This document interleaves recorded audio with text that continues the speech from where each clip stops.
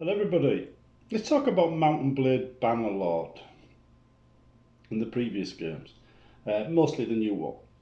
Now, it was introduced, or Warbands was introduced to my old forum on the Engineering Guild by one of the users. I can't remember who it was, but I think it was one of the Nordic guys from the north, Viking country.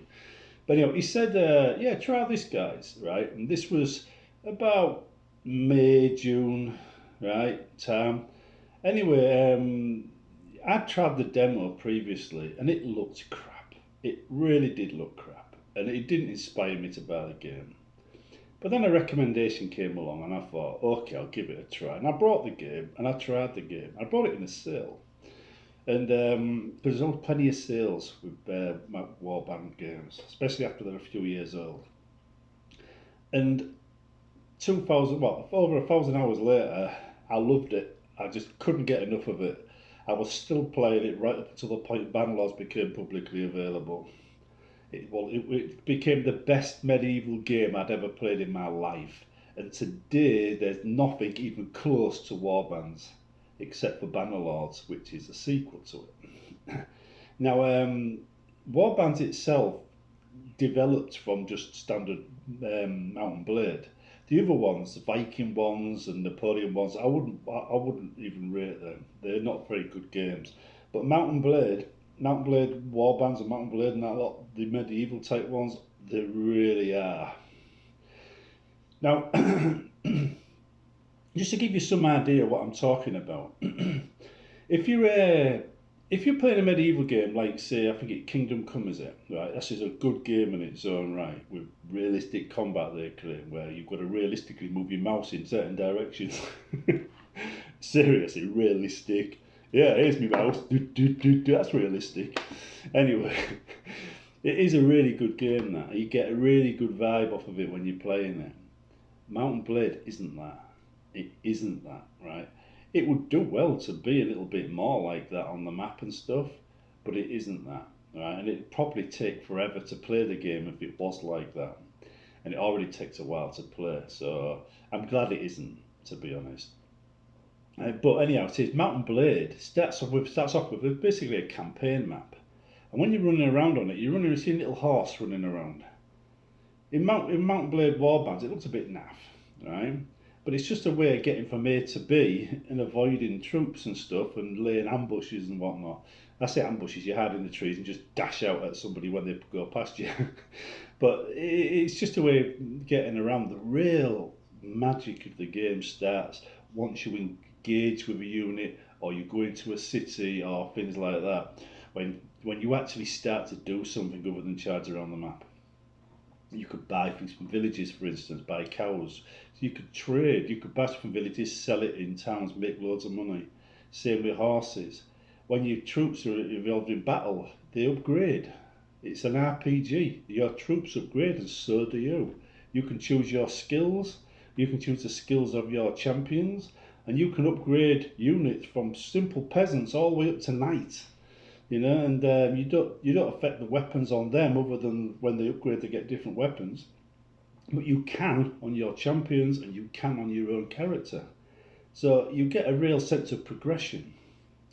Now the game itself has always had this sort of like, you start out as just somebody with a sword and a few men taking on bandits, and then you either align yourself with a lord or you don't, right? And if you align yourself with a lord, then you become one of his champions and do his bidding and take on, his enemies. And when you do that, it's an escalation. The standard of the bad guys goes up a notch. You get a little bit harder to win. You get a little bit harder. You get a little bit better loot. Usually a lot better loot. And you make a lot more money. And you get granted land, castles, villages that bring you income in. You can upgrade these. You can upgrade the properties to make them better. And then somebody else will attack you and take the castle off. Yes, if you don't have enough men to defend it, you will lose it. Trouble is, defending castles costs money. So you've got a balance between the money and the men.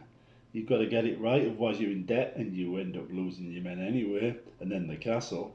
So it's an economy game as well.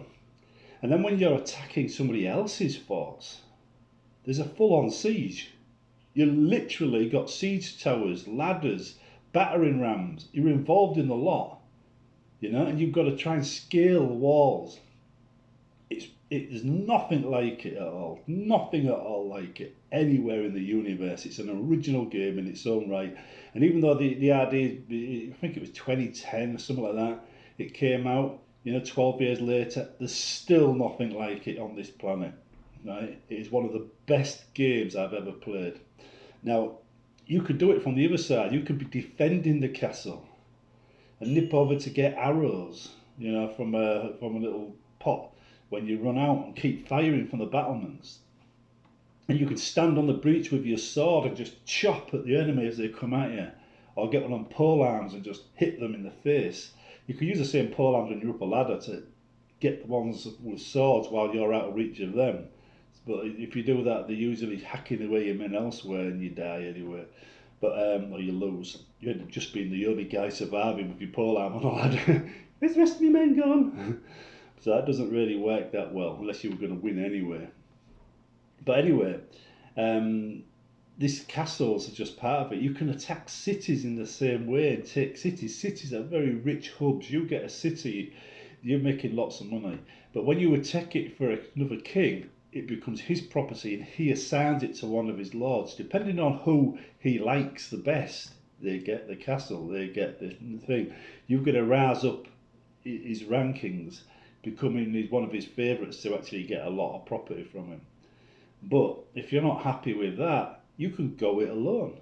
You can become a king in your own right. You could take on a castle, win the castle, keep the castle, declare yourself king of your own kingdom, and then everybody will try and take that castle off you because they'll see you as weak and they'll attack you constantly and they will pin you down. You might be able to hold the castle, but they will pin you down.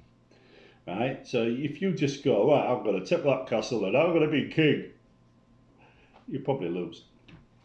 However, if you go into a game knowing you're going to eventually make a kingdom and you attack one of the AI kingdoms that you intend to establish your thing in, and you pick a location that's further away from other kingdoms, but close to the kingdom you're attacking, and you just weaken that kingdom. So they have so little men, when you take that castle, they can't do anything about it. You stand a chance of rapidly gaining a lot of ground and a lot of support. And in that way, you can establish your kingdom. Your kingdom can be fully functional before these other kingdoms have a chance to actually have a go at you. Plus, every time you attack an enemy lord and let him go, there's a chance you'll gain favour with him. And if that favour's high enough, he will join you and become a lord in your kingdom. So this is a very complex game. It's one of those games where just explaining it makes it sound good. But it isn't until you've actually got into combat that you actually realise how really good it is. When you're charging around on a war horse with a lance at high speed and the shield up, and you can hear the arrows pinging off the shield as you charge the front line, and you've got your lance ready and you stab the guy in front of you, go straight through their lines, and you come round for another pass, and you see the line edge on, and you come down the line with your sword, and you're just hacking away as you go, watching the bodies flying like that, and then the cavalry comes at you, and they're chasing you, and if you stop, they'll lance you in the back, they'll hack you in the back, and you've got to somehow get behind them, like some kind of dogfight from World War II on horseback, and you gallop around. Or you see yourself outnumbered by the enemy 2-1, and you've got to even the odds, and there's a steep hill, so you charge your men up the steep hill, and you set your front line just slightly down from the top, so when the enemy charge up, they're slowed down by the hill. Then you put your archers on the top of the hill so they can fire down at the approaching enemy, and the archers tear into the enemy before they get anywhere near you. And then when your enemy gets to your front line tears them apart, and you win against 2-1 odds. Or you were more on a flat ground and you've got to try and disperse a massive formation. So you rally your troops around you, your cavalry. You say, follow me, and you charge into the front of the enemy ranks, right? Knowing it's a bad idea, you scatter them. And your cavalry that are following you aren't just following you; they're attacking as well. They're doing exactly what you're doing. They don't need to be told; they're doing it because the game knows. And they're being scattered. And you go around them, causing the enemy to spread out, space out. And then they hit your front line in dribs and drabs and get torn to pieces because you scattered their lines. You realise tactics work. Tactics in this game work. If you use your novel, use your brain, you can win against all kinds of odds. But when you start a map and it's dead flat and you're outnumbered 2-1 and they've got knights and you've got peasants, you have to know you're going to lose. None of the cunning in the no amount of cunning in the world will win you that battle, right? And just probably not going to get away either. They're probably going to capture you. So, but anyway, the game also includes marriage. You can marry somebody, establish a dynasty of your own. It says as your popularity or renown goes up. So yeah, it is an original game. One of the few games that I've never been disappointed in, other than Vikings and Napoleon ones. I don't like them ones. I like the pure strain medieval ones. But I've never been disappointed in Warbands or Mountain Blade or Bannerlords. They've all delivered the goods.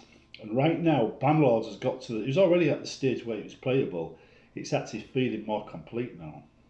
So even though it's early access, I would still recommend you buy it because it is one hell of a game. And if I had still had my website running today, it would probably be the game of the year, even though it's not released this year. Although technically speaking, it wouldn't be released until it comes out of early access. So, but anyway, yeah, it's one hell of a game. If you want to see what it's like, check out my playthroughs for it that are already on the site. Got a few more due up shortly, in a few days, tomorrow and the day after, I think, or the day after that. Right, and their sieges, their big battles, the ones that are coming up. The ones previously are more bandits. Now I've joined a king and I'm doing the big battles. So the next few are going to be exciting. See you in the next one.